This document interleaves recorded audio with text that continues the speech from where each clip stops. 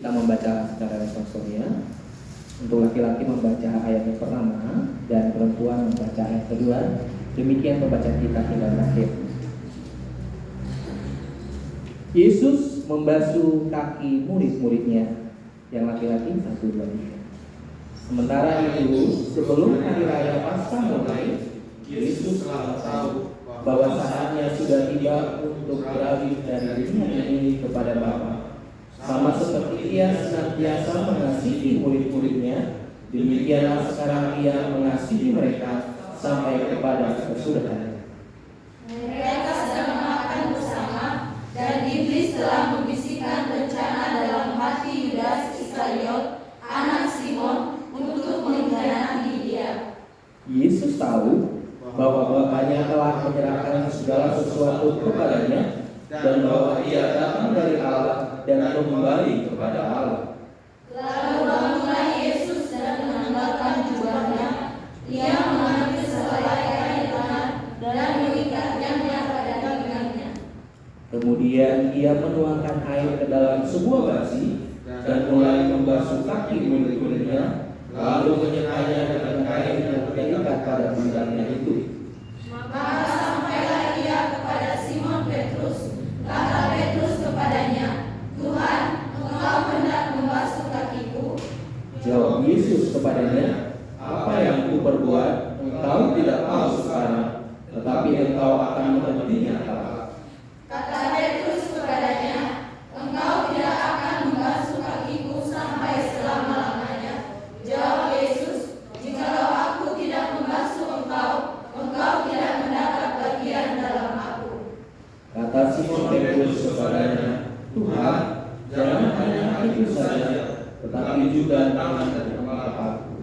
Kata Yesus kepadanya, barang siapa telah mandi, ia tidak usah membasuh diri lagi selain membasuh kakinya, karena ia sudah bersih sebelumnya. Juga kamu sudah bersih, hanya tidak semua.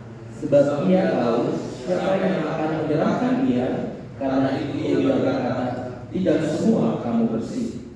Sesudah Ia membasuh kaki mereka, Ia mengenakan pakaiannya dan kembali ke tempatnya. Lalu Ia berkata kepada mereka, mengertikah kamu apa yang telah kuperbuat kepadamu? Kamu menyebut aku guru dan Tuhan, dan katamu itu tepat, sebab memang akulah guru dan Tuhan. Jadi jikalau aku membasuh kakimu, aku yang adalah Tuhan dan guru, maka kamu wajib saling membasuh kakimu. Sebab aku telah memberikan suatu teladan kepada kamu, supaya kamu juga berbuat sama seperti yang telah kuperbuat kepadamu. Aku berkata kepadamu, sesungguhnya seorang hamba tidaklah lebih tinggi daripada tuannya, ataupun seorang utusan daripada dia yang mengutusnya. Kalau kamu tahu semua ini, maka berbahagialah kamu jika kamu melakukannya. Bukan tentang kamu semua aku berkata, aku tahu siapa yang telah kupilih, tetapi haruslah genap nas ini. Orang yang akan menipu telah mengangkat tumiknya terhadap aku.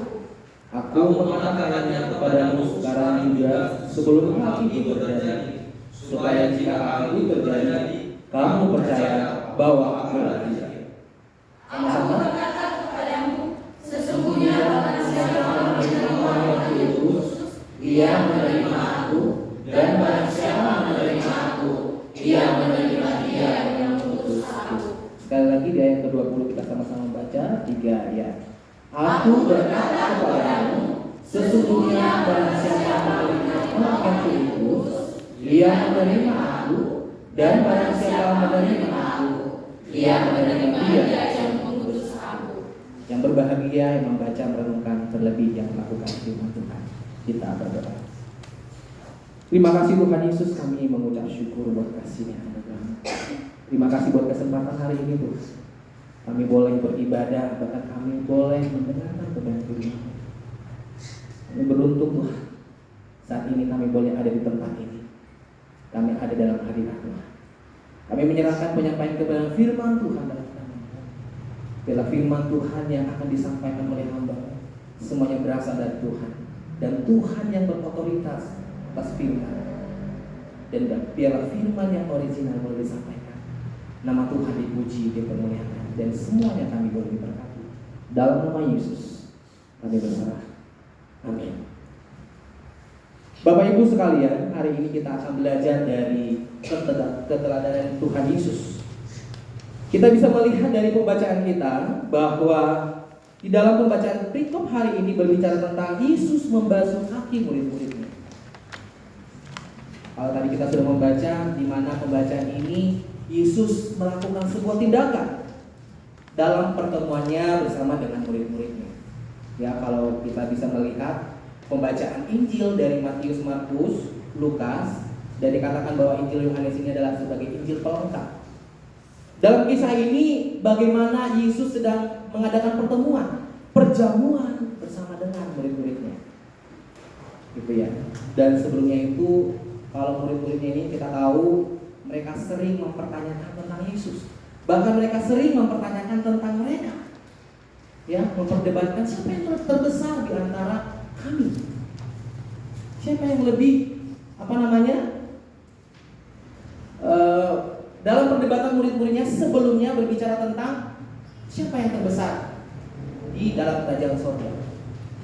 Mereka mengharapkan jawaban Yesus bahwa murid-muridnya disebutkan namanya, bahwa mereka adalah yang terbesar.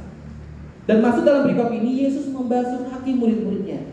Saya waktu dulu pertama kali membaca perikop ini, waktu saya kuliah, saya terharu, tertegun, dan bahkan saya menangis gitu ya, melihat peristiwa ini sebagaimana Tuhan Yesus. Dia adalah sang raja, dia adalah Tuhan, tapi dia melakukan yang sangat hina dalam peristiwa ini. Kita akan membaca dan kita akan membahas satu persatu dalam pembacaan ini. Dan tema kita adapun hari ini berbicara tentang Yesus memberi teladan yang benar. Yesus memberikan teladan yang benar. Kalau kita bisa melihat perjalanan Tuhan Yesus, begitu banyak tantangan, begitu banyak rintangan, begitu banyak pergumulan yang dihadapi.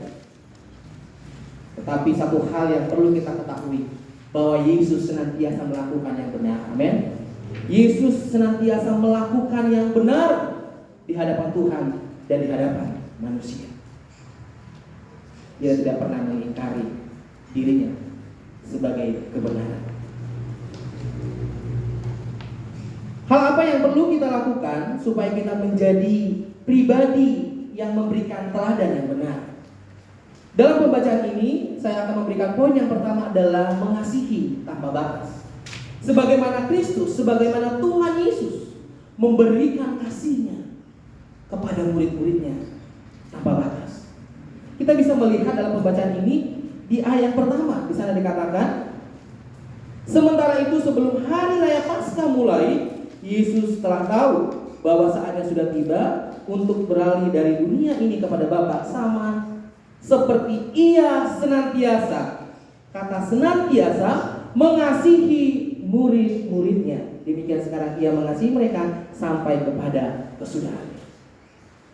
Dalam pembacaan ini disampaikan bahwa Yesus mengasihi murid-muridnya senantiasa, memberikan kasih-Nya tanpa batas. Walaupun kalau kita bisa melihat murid-murid Tuhan Yesus ini bermacam ragam gitu ya, memiliki keunikan masing-masing gitu. Ada yang sangat frontal, yaitu bagaimana Simon Petrus yang sifat sanguinnya kalau bertemu bersama dengan Tuhan Yesus, dia itu banyak nanya gitu ya, banyak nanya, banyak ngomong gitu. Kalau ketemu sama Tuhan Yesus gitu, itu bisa kita lihat ketika Tuhan Yesus sedang berjalan di atas air, dia juga penasaran, Tuhan, kok kamu bisa sih berjalan di atas air? Saya juga mau dong gitu. Akhirnya Tuhan berkata, mari. Dan banyak lagi peristiwa yang dilakukan oleh Petrus bersama dengan Tuhan Yesus. Ya, bisa disampaikan, bisa dikatakan bahwa Petrus ini adalah orang yang cerewet, gitu ya. Tapi di sisi lain, bahwa Petrus ini sangat bagus. Ketika dia tidak mengerti apa yang disampaikan oleh Tuhan, dia akan bertanya. Ketika dia tidak memahami apa yang disampaikan oleh Tuhan Yesus, dia bertanya. Dan hal ini dilakukan untuk mengenal Kristus, mengenal Tuhan Yesus lebih dalam. Rasa penasarannya dia, rasa ingin tahu yang kuat. Petrus sebenarnya ingin tahu siapa Yesus yang sebenarnya. Berbeda dengan muridnya yang lain. Ada yang hanya menerima saja, diam saja, ada yang hanya mengamati. Dalam hal ini Yesus mengasihi murid-muridnya. Kasih Yesus tidak terbatas untuk murid-muridnya. Meskipun kalau secara manusia mungkin sering merasa jengkel gitu ya, merasa kecewa dalam alur perjalanan kehidupan dalam pelayanannya. Tapi Tuhan senantiasa memberikan kasih-Nya yang besar untuk murid-muridnya. Tuhan Yesus memandang murid-muridnya adalah suatu pelayanan yang besar, yang Tuhan pilih, yang Tuhan tetapkan untuk menyampaikan kabar baik. Dan Tuhan ingin menyampaikan bahwa Tuhan Yesus ingin memberikan teladan sebagai kasih. Bahwa kasih bukan hanya sekedar diungkapkan saja. Aku mengasihimu. Tapi Yesus pun melakukan tindakan itu. Dan kasih Yesus adalah kasih yang sempurna untuk murid-muridnya. Hal yang sama, kasih Yesus juga tidak pernah terbatas dalam kehidupan kita. Amin. Terkadang kita sebagai manusia merasa, aduh Tuhan sudah tidak mengasihi saya. Aduh Tuhan sudah meninggalkan saya. Kita sering terlarut dalam perasaan kita. Bahkan sebaliknya, terkadang kita melakukan sesuatu hal untuk Tuhan, berharap supaya Tuhan semakin mengasihi kita. Oh saya harus baca Alkitab. Oh saya harus berdoa. Oh saya harus berpuasa. Supaya apa? Supaya Tuhan semakin sayang kepada saya. Supaya Tuhan semakin mencintai saya. No, terbalik. Perlu kita ketahui bahwa kasih Tuhan, cinta Tuhan tetap untuk selama-lamanya. Amin. Kalau kita rajin membaca Alkitab, kita rajin berpuasa, berdoa, bukan Tuhan yang makin sayang kepada kita, tapi kita yang semakin sayang sama Tuhan. Amin. Karena kasih Tuhan itu adalah tetap. Tuhan itu adalah kasih adanya. Dia tidak akan pernah bisa mengubah hidupnya untuk tidak menjadi kasih. Jadi Bapak Ibu sekalian, mari pahami kasih Tuhan, pahami kebenaran bahwa Tuhan tidak pernah meninggalkan kita. Amin. Seburuk apapun kita, seterpuruk apapun kita, seputus asa apapun kita, Tuhan tidak pernah meninggalkan kita. Bahkan firman Tuhan katakan bahwa Tuhan menantikan kita senantiasa. Tuhan selalu menantikan kita senantiasa. Jadi jangan pernah berkecil hati. Terkadang kalau saya bisa melihat kalau kehidupan anak-anak Tuhan, apalagi kalau di kampung, maksudnya kalau sudah berdosa, kalau sudah lagi berantem, kalau lagi tidak baik-baik saja, lalu berkata, aduh saya nggak bisa ke gereja nih, saya nggak layak. Aduh saya nggak usah ke gereja, tadi saya lagi berbuat dosa, saya lagi berantem, saya tadi lagi marah-marah. Gak usah datang kepada Tuhan. Ternyata prinsip ini adalah prinsip yang salah. Kita terkadang merasa kalau datang ke gereja Tuhan marah-marah sama saya, gitu ya, saya tidak layak. Tapi sesungguhnya kita harus menyadari dalam keterpurukan kita, di dalam dosa kita, dalam kesalahan kita, disitulah kita harus datang kepada Tuhan. Amin. Ketika kita menyadari bahwa Tuhan mengasihi kita, dan ketika kita berdosa, harusnya kita datang kepada Tuhan. Tuhan, ampuni saya manusia berdosa, saya manusia yang lemah. Kalau kita lari dari Tuhan, justru kita sedang diintimidasi oleh iblis dan kita mendekatkan oleh iblis. Akhirnya kita terhanyut, terlena, dan kita semakin jauh dari Tuhan. Bapak Ibu sekalian, selanjutnya kita akan bisa melihat poin yang kedua, berbicara teladan yang benar yang dilakukan oleh Kristus adalah berani bertindak. Sebagaimana Tuhan Yesus mengatakan bahwa Dia mengasihi murid-muridnya senantiasa, bukan hanya sekedar kata, tapi Dia melakukan tindakan. Dia yang kedua, mereka sedang makan bersama dan iblis telah membisikkan rencana dalam hati Yudas Iskariot anak Simon untuk mengkhianati dia. Dia yang kedua ini kita bisa melihat bahwa iblis sedang berperan dalam kehidupan Yudas Iskariot. Di sana dikatakan bahwa iblis membisikkan rencana dalam hati Yudas Iskariot. Bapak Ibu sekalian, mengapa Yudas dipakai oleh iblis? Kenapa dipakai oleh iblis? Karena Yudas Iskariot memberikan dirinya untuk dipakai si iblis.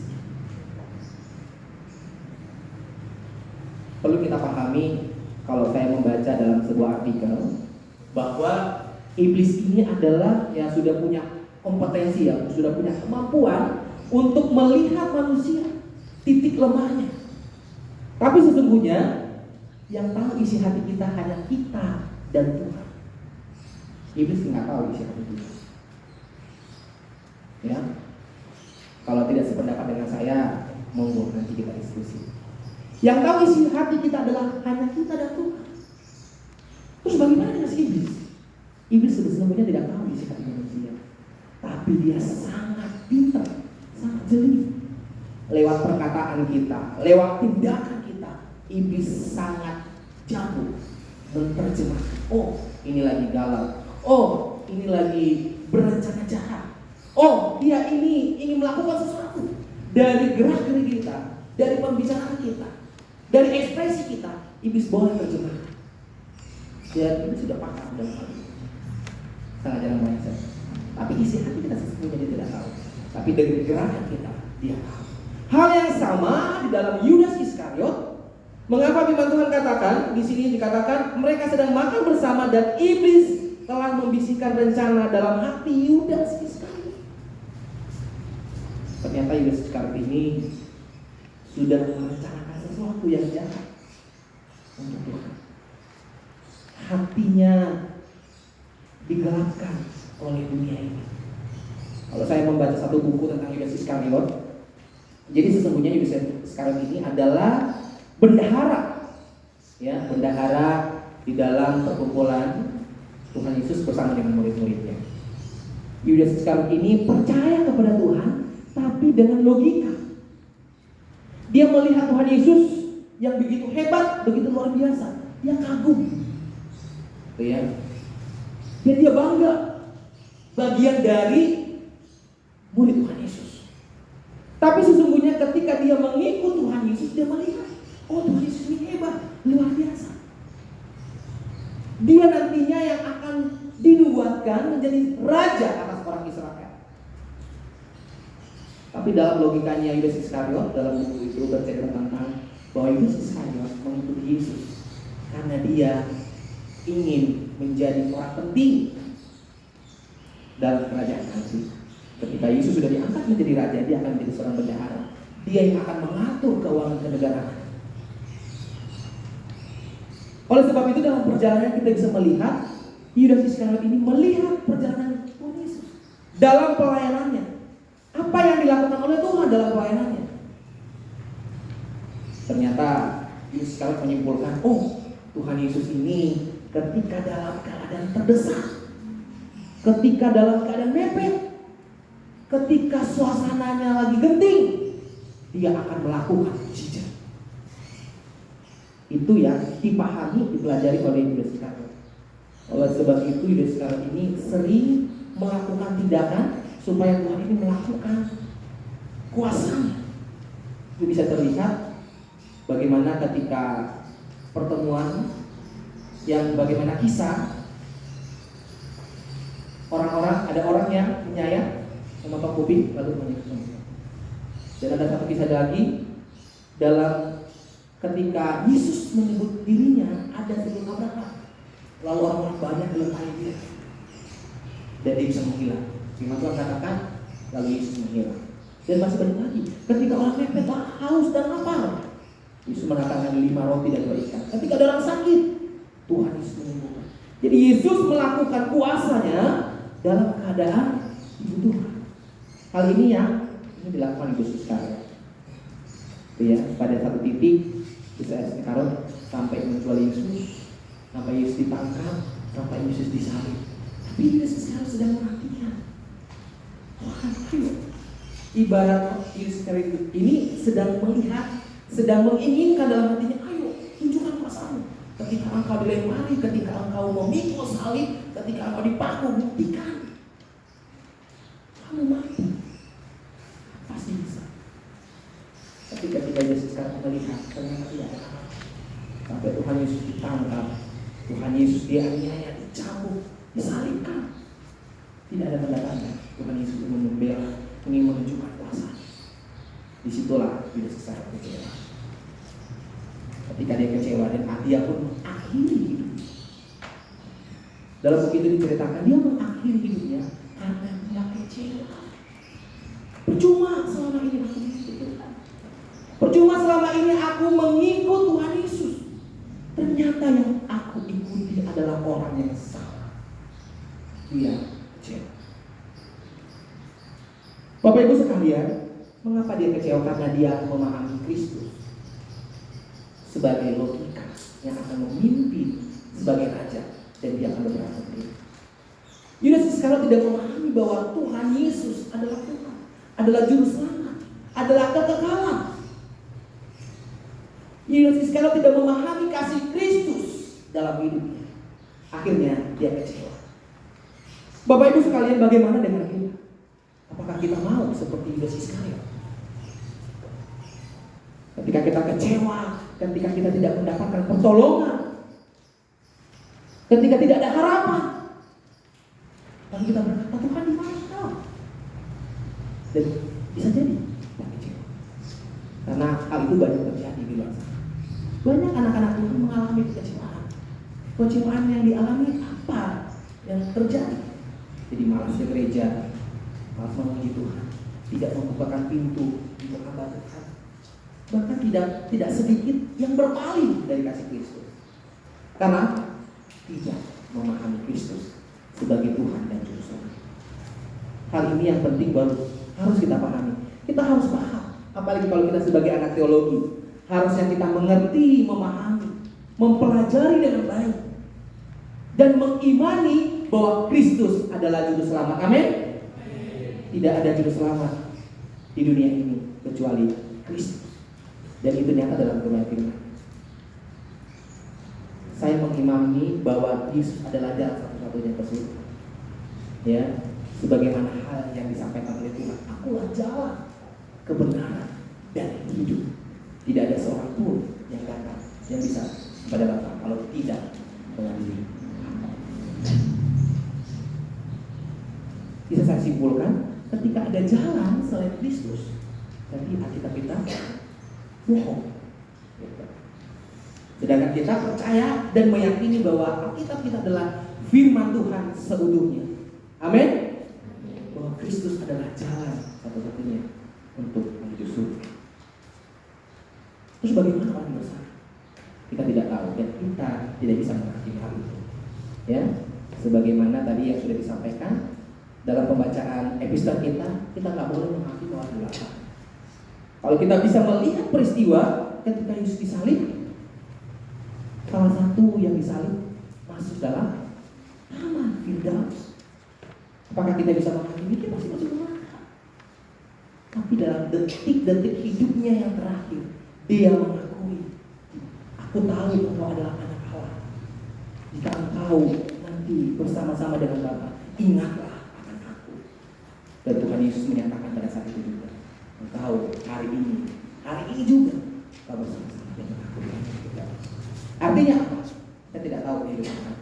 Mungkin pada awalnya dia kecewa, tidak mengenal Kristus, tapi bisa jadi akhir daripada hidupnya dia didatangi oleh Roh Kudus. Dia mengetuk pintu hati dan menerima Kristus, dan dia mendapatkan keselamatan. Bapak Ibu sekalian yang dikasihi Tuhan, dalam hal ini kita bisa melihat teladan yang benar yang dilakukan oleh Kristus adalah berani bertindak. Tadi kita sudah membaca bahwa Yesus berani bertindak, melakukan pelayanannya. Kalau kita bisa melihat di ayat ke-4 di sana dikatakan, lalu bangunlah Yesus dan menanggalkan jubahnya, ia mengambil sehelai kain lena dan mengikatkannya pada pinggangnya. Dalam peristiwa ini Yesus melakukan tindakan. Dia berani melakukan tindakan, yaitu kalau kita membaca selanjutnya, Yesus melakukan tindakan membasuh kaki murid-muridnya. Ini adalah sebuah teladan yang luar biasa.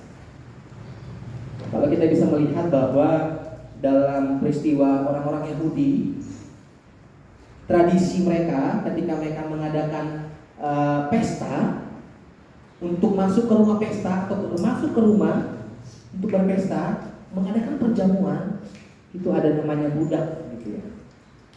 Ada dulos. Sebelum masuk ke rumah, sebelum masuk ke pesta, ada dulos yang mengambil air dan melap kaki tamu-tamunya gitu. Jadi kalau datang, dilap dulu, dibuka dulu kasurnya, dibuka dulu sendalnya, baru dilap dengan air, dibersihkan. Itu yang dilakukan oleh budak pada zaman itu.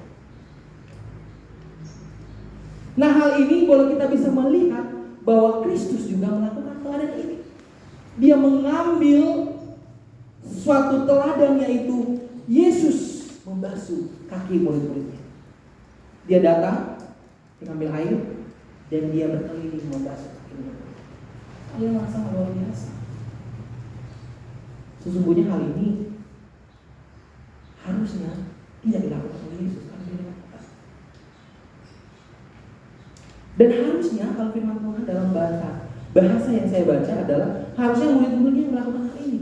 Ketika masuk dalam perjamuan ini, harusnya mereka yang membasuh kaki murid, yang membasuh kaki Tuhan Yesus.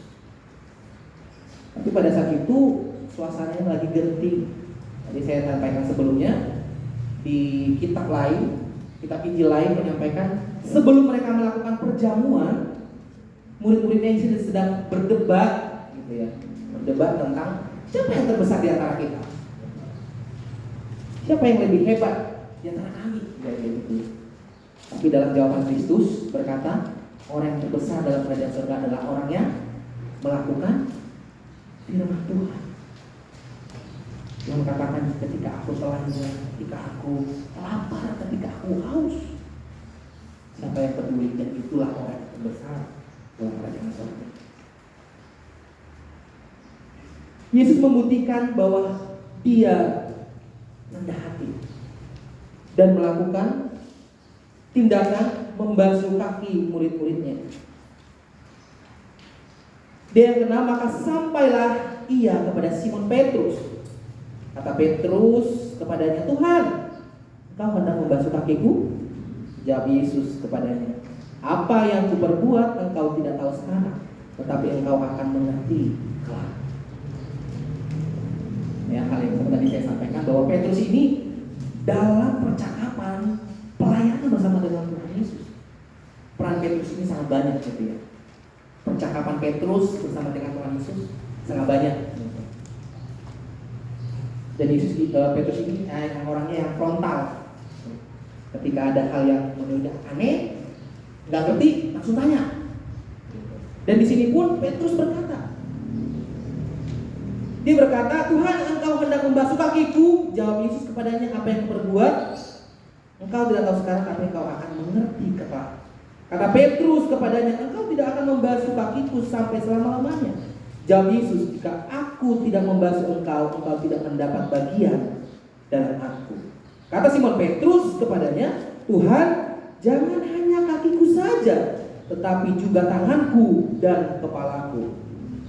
Kata Yesus kepadanya, barang siapa telah mandi, ia tidak usah membasuh diri lagi selain membasuh kakinya, karena ia sudah bersih seluruhnya. Juga kamu sudah bersih, hanya tidak semua. Kita bisa melihat ternyata percakapan Petrus bersama dengan Tuhan dalam sikap ini cukup panjang. Ya, mungkin ini adalah percakapan Petrus yang polos. Kenapa engkau membasuh kakiku? Kenapa dengan tanganku juga? Kenapa tidak dengan kepalaku? Kita bisa mendengar ini, mungkin kita ilfil kali ya. Kalau dalam sebuah pertemuan ada orang bawel nanya, gitu ya kan, Mungkin ini jadi bahan lucu. Tetapi sebenarnya Petrus ingin bertanya karena memang tidak paham. Dia tidak mengerti. Tapi Yesus tetap rendah hati. Tuhan Yesus tetap rendah hati menjawab pertanyaan Petrus. Tuhan Yesus menunjukkan bahwa dirinya mau mengajar dengan rendah hati, dengan sabar, menyampaikan kebenaran. Meskipun orang-orang di sekitarnya sering bertanya, bahkan yang sebelumnya juga kalau orang-orang Farisi bertanya bukan karena tidak mengerti, tapi ingin menjebak. Tapi apakah Yesus murka? Apakah Yesus marah? Tidak. Yesus tetap konsisten memberikan teladan. Dia menjawab dengan sabar, dia menjawab dengan logika, dia menjawab sesuai dengan audiensnya. Jadi kalau dia berbicara dengan Petrus, dia tahu oh Petrus ini butuh percakapan yang simpel supaya dia mengerti dan dia paham. Ketika dia berbicara dengan orang-orang Farisi, orang-orang ahli Taurat, Tuhan Yesus akan berbicara tentang logika, tentang filsafat, tentang tradisi yang terjadi. Artinya apa? Yesus adalah sentral dalam pengajaran. Amin. Jadi kalau kita bisa melihat bagaimana cara mengajar yang baik, kita bisa melihat Kristus sebagai sentralnya.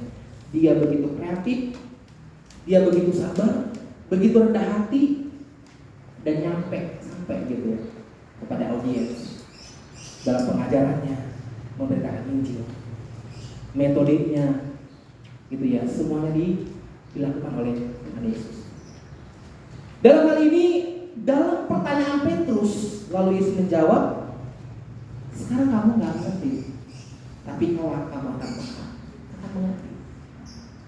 Artinya apa? Yesus ingin menyampaikan kepada Petrus bahwa hal yang dilakukan oleh Yesus adalah teladan untuk merendahkan hati supaya murid-murid juga lakukan. Selain itu, membasuh kaki murid-muridnya adalah simbol kematian Kristus, pengorbanan Kristus di kayu salib. Darahnya yang akan membasuh, menyucikan umatnya yang percaya. Tetapi di akhir percakapannya, Petrus berkata, kenapa enggak membasuh tanganku, kepalaku? Lalu Yesus berkata, kamu semuanya sudah bersih, gitu ya. Cuman tidak semua. Yang ke-10 di sana dikatakan, juga kamu sudah bersih, hanya tidak semua. Sebenarnya kalau kita bisa melihat dalam percakapan ini pun Yesus sebenarnya sedang berbicara kepada murid-muridnya, kepada Petrus untuk menyampaikan pesan kepada Yudas Iskariot. Gitu ya. Dia ingin menyampaikan kalian semua murid-murid itu sudah bersih, tapi belum semua. Artinya ada Yudas Iskariot yang mengikuti dia. Di awal Tuhan Yesus masih menyampaikan dengan kiasan, dengan lembut. Tapi kalau kita sudah membaca selanjutnya, Tuhan Yesus sebenarnya sudah terang-terangan berkata kepada Yudas Iskariot. Dalam perikop selanjutnya, Yesus memperingatkan Yudas, menyampaikan dengan tegas.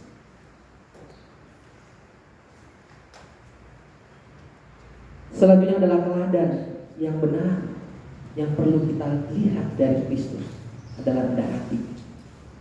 Itu berbicara tentang bagaimana Yesus menjawab pertanyaan Petrus. Selanjutnya adalah teladan yang benar yang dilakukan oleh Kristus berkata jujur. Tuhan Yesus berkata jujur. Dia tidak suka berbasa-basi. Ya, dulu ada mahasiswa yang bertanya, Pak, dalam perjalanan Tuhan Yesus, dalam pelayanan Tuhan Yesus pernah bercanda nggak sih? Itu ditanyakan pada saya. Tuhan Yesus pernah bercanda nggak sih sama murid-muridnya atau dalam pelayanannya? Lalu saya sampaikan, setahu saya dari kebenaran firman Tuhan tidak ada kata-kata candaan yang dilakukan oleh Tuhan Yesus. Ya. Ya, saya nggak tahu maksudnya apakah yang tertulis yang kita baca Tuhan Yesus tidak pernah bercanda, tidak pernah iseng gitu ngomong terus bercanda gitu, nggak pernah Tuhan Yesus melakukan itu. Dia selalu berkata tentang kebenaran, dia selalu berkata dengan jujur. Dia berkata dengan tepat. Dan dia tidak suka berbahasa basi. Kita membaca yang ke-12, sesudah ia membasuh kaki mereka, ia mengenakan pakaiannya kembali ke tempatnya, lalu ia berkata kepada mereka, mengertikah kamu bahwa apa yang kuperbuat kepadamu? Lalu di ayat 13 dikatakan, kamu menyebut aku guru dan Tuhan, dan katamu itu tepat, sebab memang akulah guru dan Tuhan. Jadi jikalau aku membasuh kakimu, aku yang adalah Tuhan dan gurumu, maka kamu pun wajib saling membasuh kaki. Di sini Yesus memberikan teladan dan ingin menegaskan kepada murid-murid. Dia berkata di sana dalam percakapannya, kamu menyebut aku guru dan Tuhan. Yes, itu tepat. Akulah guru dan Tuhan. Lalu Tuhan Yesus ingin menyampaikan, saya sebagai guru dan Tuhan, sebagai pimpinan kalian, tapi saya mau merendahkan hati, mau melakukan tindakan sebagai budak, kalau sesuai dengan tradisi, membasuh kaki mereka. Dan pesan Tuhan Yesus juga disampaikan di sana, kalian pun wajib melakukan tindakan ini. Di ayat ke-14 saya katakan, jadi jikalau aku membasuh kakimu, aku yang adalah Tuhan dan gurumu, maka kamu pun wajib saling membasuh. Tuhan Yesus menyampaikan pesan ini bahwa apa yang Tuhan Yesus lakukan bukan hanya semata-mata ingin membasuh kaki murid-muridnya supaya bersih, tapi dia juga ingin memberikan teladan. Nggak ada yang perlu disombongkan dalam dunia ini. Nggak ada yang perlu dibanggakan dalam hidup ini. Tuhan Yesus menyampaikan pesan ini. Kita ini bukan siapa-siapa. Kita ini hanya manusia debu. Jadi nggak perlu menyombongkan diri. Saya pun sebagai pimpinan, sebagai guru, sebagai Tuhan, nggak ada yang perlu saya sombongkan. Saya juga adalah seorang hamba, melakukan pelayanannya, melakukan teladannya. Hal itu juga yang ingin disampaikan oleh Tuhan Yesus, bahwa aku mengasihi kalian, bahwa Yesus ingin menyampaikan aku mengasihi kalian sebagai murid-muridku. Tapi apa yang kulakukan, kalian juga wajib lakukan. Dan pesan moral ini pun disampaikan kepada kita. Jangan kita hanya mengatakan tentang Tuhan Yesus sebagai kasih, tentang Tuhan Yesus yang mengampuni. Kalau kita mengikuti Tuhan Yesus, percaya mengimani Tuhan Yesus, kita pun harus melakukan apa yang menjadi perintah Tuhan Yesus. Amin. Ya, hal yang sama. Secara logika, kalau kita bilang kita sayang sama orang tua kita sayang sama mama, sama papa, gitu ya kan. Tapi kalau disuruh nggak mau, apakah ini bukti bahwa kita sayang? Harusnya kalau kita bilang saya sayang sama orang tua saya, apa yang orang tua kita sampaikan harusnya kita dengar. Tanpa hal orang tua kita sampaikan, harusnya kita ngerti, kita tahu. Oh, nanti papa saya marah. Oh, nanti mama saya marah. Oh, nanti pimpinan saya marah. Mama harus dikasih tahu. Itu artinya kita mengasihi. Gitu ya. Kalau dalam pasangan ya, yang pacaran gitu ya, pasti melakukan apa yang menjadi kesenangan dari pasangan. Tadi seperti Pastor David sampaikan, kita harus tahu gitu. Makanan kesukaannya apa, kopi kesukaannya apa, warna kesukaannya apa. Hal yang sama ketika kita mengenal Kristus, harusnya kita tahu dan kita pahami. Oh, ini Tuhan tidak suka, jangan dilakukan. Oh, ini Tuhan larang. Oh, ini Tuhan senang, kita lakukan. Dan firman Tuhan ya dan amin. Nggak perlu dinego-nego. Aduh Tuhan, aku masih daging, aku masih manusia. Nah, ini sering sekali sebagai hamba Tuhan dalihnya seperti itu. Kamu harus mengampuni, sudah dinasihati berkali-kali, nggak bisa. Kan kita masih daging, masih manusia. Jangan beralasan, beralibi kita sebagai manusia akhirnya kita tidak bisa melakukan firman Tuhan. Semua yang dituliskan itu sudah tahu, Tuhan Yesus sudah tahu apakah itu bisa dilakukan atau tidak. Bahkan Tuhan Yesus pun sudah memberikan teladan yang paling rendah. Bahkan dalam surat Paulus mengatakan bahwa Yesus datang ke dunia mengosongkan dirinya, memberikan teladan kepada kita. Yesus berkata jujur. Dalam hal ini tadi kita sudah membacakan. Selanjutnya, sebab aku telah memberikan satu teladan kepada kamu, supaya kamu juga berbuat sama seperti yang kuperbuat kepadamu. Aku berkata kepadamu, sesungguhnya seorang hamba tidak lebih tinggi daripada tuannya, ataupun seorang utusan daripada dia yang mengutusnya. Jikalau kamu tahu semua ini, maka berbahagialah kamu jika kamu melakukannya. Dan selanjutnya Yesus berbicara, firman Tuhan berbicara jujur, berbicara tentang Yudas Iskariot. Dan di ayat 18 dikatakan sana, bukan tentang kamu semua aku berkata, aku tahu siapa yang telah kupilih, tetapi haruslah genapas ini, orang yang makan rotiku telah mengangkat tubiknya terhadap aku. Aku mengatakan kepadamu sekarang juga, sebelum hal itu terjadi, supaya jika hal itu terjadi kamu percaya bahwa akulah dia. Dalam hal ini Tuhan Yesus menyampaikan kepada Yudas Iskariot, sebenarnya kalau secara kode ini sudah kode keras. Yudas Iskariot itu sudah merasa, oh iya, saya sedang dibicarakan. Oh iya, hal ini sedang disampaikan kepada saya. Aku berkata kepadamu, sesungguhnya barang siapa menerima orang yang kuutus, ia menerima aku, dan barang siapa menerima aku, ia menerima dia juga yang mengutus aku.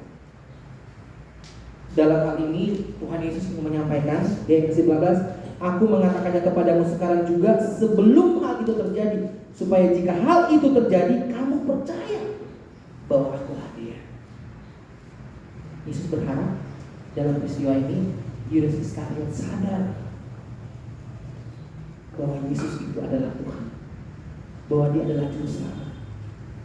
Ketika kamu pun mengkhianati aku, ketika kamu pun tidak percaya kepada aku, saya harap, dia bilang, kamu sadar. Aku mengatakannya kepadamu sekarang juga sebelum hal terjadi, supaya jika hal itu terjadi kamu percaya bahwa akulah dia, akulah Tuhan. Hal ini disampaikan oleh Tuhan Yesus kepada Yudas Iskariot. Kalau kita membaca kembali di bab selanjutnya, Yesus memperingatkan Yudas dengan tegas. Dia menyampaikan pesan kepada Yudas supaya Yudas memahami dan sadar akan dirinya. Tapi apa yang terjadi? Firman Tuhan katakan Yudas hidupnya, hatinya, pikirannya sudah dikuasai iblis. Sudah dikuasai setan, sudah dikuasai iblis. Jadi Bapak Ibu Saudara yang kasih Tuhan, jangan berikan peluang kepada iblis. Ketika iblis mengambil alih hidup kita, maka kehancuran yang akan terjadi. Dan iblis itu akan sampai titik terakhir akan menghabisi kita. Dia akan membuat kita terlena, berputus asa, bahkan bisa sampai kita merasa ingin tidak berarti, bahkan mau bunuh diri. Apakah ini terjadi? Ya. Jangan kita tidak bisa memungkiri hal ini pun terjadi kepada hamba-hamba Tuhan, anak-anak Tuhan. Sering galau, cemas, takut, bahkan ingin mengakhiri hidupnya. Tidak sedikit hamba Tuhan yang bersaksi, saya pernah mau bunuh diri. Bahkan tidak sedikit juga hamba Tuhan yang bunuh diri. Itu ya, sangat-sangat disayangkan. Kenapa? Karena memberikan peluang kepada iblis. Hal yang sama, Yudas Iskariot juga memberikan peluang kepada iblis. Akhirnya hatinya, pikirannya, tindakannya, hidupnya dikendalikan oleh iblis. Akhirnya dia tidak bisa melihat, memandang dengan iman siapa Kristus. Sekalipun Yesus sudah mengingatkan, saya harap suatu saat nanti kamu percaya bahwa itu adalah aku, adalah Tuhan. Terus jemaat yang dikasih Tuhan, kiranya firman Tuhan ini boleh mengingatkan kita. Ketika kita menyadari bahwa kita adalah manusia yang berdosa, kita adalah manusia yang lemah, manusia yang penuh dengan keterbatasan, harusnya kita juga menyadari ada tangan Tuhan yang penuh kuasa, yang mampu menolong kita. Amin. Tuhan Yesus mampu menolong kita. janjinya iya dan amin. Mari kita lakukan bagian kita, maka Tuhan akan melakukan bagiannya. Amin. Firman Tuhan, kita berdoa. Terima kasih Tuhan Yesus, kami mengucap syukur buat kasih dan anugerah-Mu dalam hidup kami. Terima kasih buat kebenaran firman-Mu yang boleh kami dengarkan. Biarlah Roh-Mu yang kudus memampukan kami untuk melakukan kehendak. Kami adalah manusia yang terbatas, manusia yang tidak mampu melakukan apa-apa karena Tuhan. Tapi kami mau senantiasa bersandar kepada Tuhan. Biarlah Roh Tuhan yang memimpin kami, menolong dan memberkati kami. Terpuji-puji, teragung, termulia Engkau Tuhan Allah kami yang hidup. Dalam satu nama yang ajaib, nama Tuhan Yesus, kami berdoa dan mengucap syukur. Kita yang percaya sama-sama katakan, Amin. amin. Firman Tuhan pada petugas.